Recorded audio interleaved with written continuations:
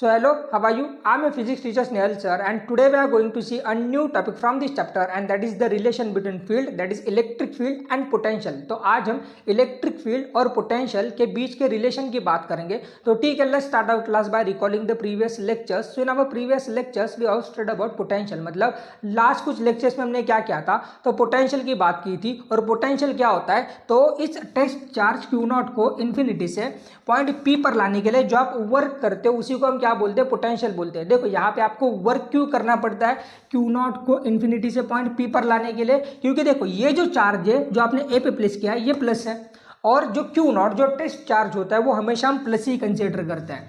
तो ये Q not अपने आप इस पॉइंट पी पे नहीं आ सकता इन्फिनिटी से. तो आपको काम करना पड़ेगा. क्यों? क्योंकि ये उसको रिपेल करेगा, क्योंकि लाइक चार्जेस एक दूसरे को क्या करते हैं, हमेशा रिपेल करते हैं. तो क्यू नॉट अपने आप इन्फिनिटी से पॉइंट पी पे नहीं आ सकता. तो आपको काम करना पड़ेगा क्यू नॉट को इन्फिनिटी से पॉइंट पी पर लाने के लिए, क्योंकि ये उसको रिपेल कर रहा है. और उसी वर्क को हम क्या बोलते हैं, पोटेंशियल बोलते हैं. और वो वर्क कितना होता है, तो वो होता है dw is equal to F d x. That is हम वर्क को डिफाइन कैसे करते हैं, तो it is the dot product of force into displacement. मतलब वर्क डॉट प्रोडक्ट होता है फोर्स और डिस्प्लेसमेंट का. अब देखो यहाँ पर मैंने क्या किया है, तो dw का यूज किया है. अब dw क्या होता है, तो small work for small displacement. देखो इसके बारे में मैंने पहले भी बात की है कि हम फिजिक्स में कभी भी टोटल वर्क कैलकुलेट नहीं कर सकते. हम क्या करते हैं, तो टोटल वर्क को डिफरेंशिएशन का यूज करके तोड़ते हैं और स्मॉल वर्क कैलकुलेट करते हैं फॉर स्मॉल डिस्प्लेसमेंट. अब देखो यहाँ पर ये dx मतलब स्मॉल डिस्प्लेसमेंट कौन सी डिस्प्लेसमेंट है, तो जब हम क्या कर रहे थे, क्यू नॉट को दैट इज टेस्ट चार्ज को इन्फिनिटी से पॉइंट पी पर लेके आ रहे थे, तब हमने एक इंटरमीडिएट पॉइंट क्यू कंसीडर किया at a distance x from the charge plus Q. मतलब हमने एक इंटरमीडिएट पॉइंट क्यू कंसीडर किया x डिस्टेंस पर. कहाँ से, तो प्लस क्यू से. तो यहाँ की जो डिस्प्लेसमेंट है, मतलब यहाँ से जो आपने स्मॉल डिस्प्लेसमेंट की है वो क्या है, dx है. That is work, that is small work for small displacement dx. अब देखो यहाँ पर हम क्या करने वाले हैं, तो f की वैल्यू सब्स्टिट्यूट करेंगे. मतलब f is equal to q naught into ई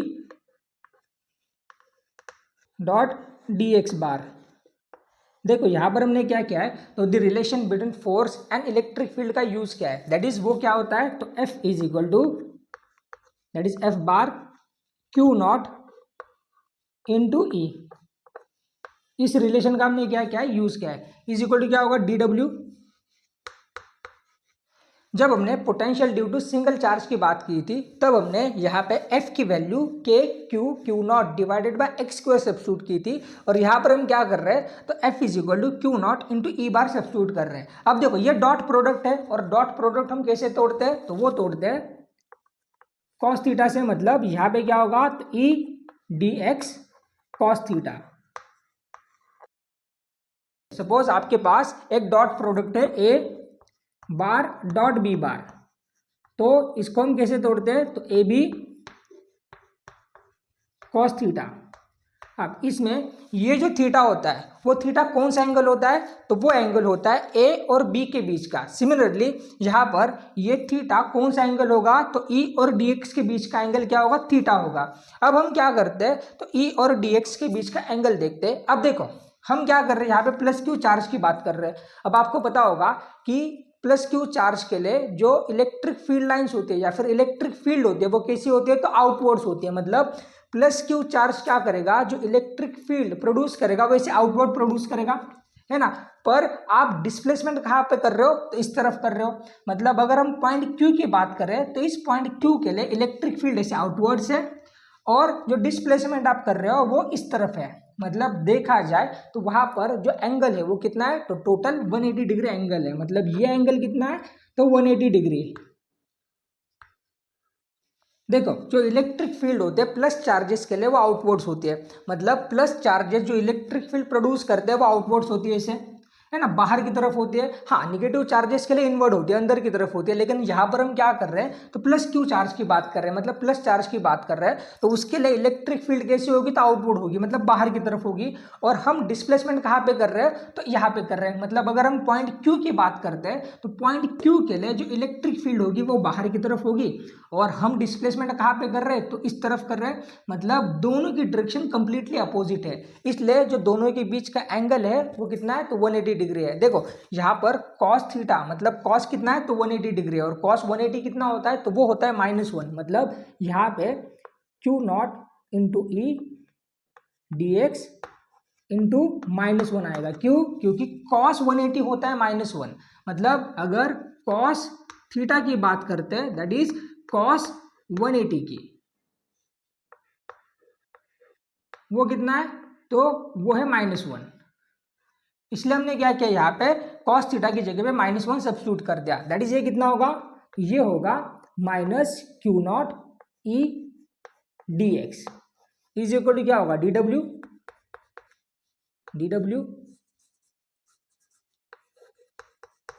इसको मैं क्या करता हूँ, इक्वेशन नंबर फर्स्ट बोलता हूँ। ठीक है, अब देखो यहाँ पर मैं क्या करता हूँ, पोटेंशियल का यूज करने वाला हूँ। मतलब पोटेंशियल क्या होता है, तो V is equal to W by Q nought. अब मैं क्या करूंगा, तो इसी इक्वेशन का यूज करके W के लिए इक्वेशन बनाऊंगा। कैसे, तो Q नॉट जो W को डिवाइड है, यहाँ पे जाके V को मल्टीप्लाई कर दूंगा, तो मेरे पास W के लिए क्या इक्वेशन होगा, so V into Q nought is equal to W, और W is equal to Q nought into V। अब देखो यहाँ पर मैं W को कन्वर्ट कर दूंगा DW में, दैट इज स्मॉल वर्क में कन्वर्ट कर दूंगा। कैसे, तो DW इज इक्वल टू क्या होगा, Q nought as it is into DV, और यहाँ पे ये DV क्या होगा, तो स्मॉल पोटेंशियल होगा। अगर हम क्या कर रहे हैं, तो स्मॉल वर्क की बात कर रहे हैं, तो उसके लिए जो पोटेंशियल होगा वो भी स्मॉल होगा, इसलिए यहाँ पे क्या आया है, DV आया है, दैट इज स्मॉल पोटेंशियल। देखो इसको मैं इक्वेशन नंबर 2 बोलता हूँ।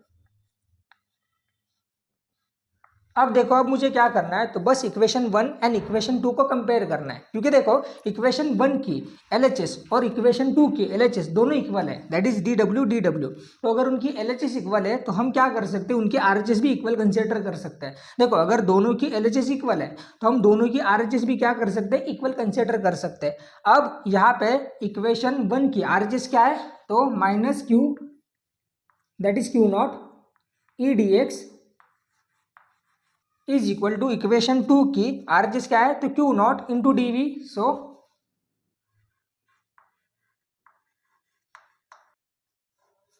देखो यहां से क्या होगा, तो ये Q नॉट और ये Q नॉट ये कैंसिल होगा, तो हमारे पास इक्वेशन क्या होगा, तो -E dx is equal to DV। That is अगर हमें क्या करते हैं, यहां से माइनस साइन और dx जो E को मल्टीप्लाई है वहां पे ट्रांसफर कर देंगे, तो हमारे पास इक्वेशन क्या होगा, so E is equal to -dV by dx। देखो यहाँ पर हमने क्या किया, ये माइनस साइन को उस तरफ ट्रांसफर कर दिया, और dx जो E को मल्टीप्लाई था वहां पे जाके dV को डिवाइड कर दिया, तो हमारे पास ये इक्वेशन आया, और यही होगा हमारे लिए final answer, that is it is the relation between electric field and potential. अब देखो यहाँ पे ये माइनस साइन क्या इंडिकेट करता है, कि potential decreases in the direction of electric field. देखो कैसे, तो आप जितना दूर जाओगे ना यहाँ से उतना ही पोटेंशियल कम होगा, क्योंकि पोटेंशियल डिपेंड किस पे करता है, तो पोटेंशियल डिपेंड करता है डिस्टेंस पे। मतलब आप जितना दूर जाओगे इलेक्ट्रिक फील्ड के डायरेक्शन में, उतना ही क्या होने वाला है, पोटेंशियल डिक्रीज होने वाला है, कम होने वाला है, और इसी को हम क्या बोलते हैं, तो पोटेंशियल ग्रेडियंट बोलते हैं। ऐसा क्यों, तो देखो कभी भी कोई भी फिजिकल क्वांटिटी का रिलेशन लेंथ के साथ आता है तो वो हमारे लिए ग्रेडियंट बन जाता है। सो यहाँ पर ये क्या होगा, हमारे लिए पोटेंशियल ग्रेडियंट होगा। So this is it for today. अगर आपको वीडियोस अच्छे लग रहे हैं तो प्लीज लाइक कर देना, चैनल को सब्सक्राइब कर देना, and thank you so much for time.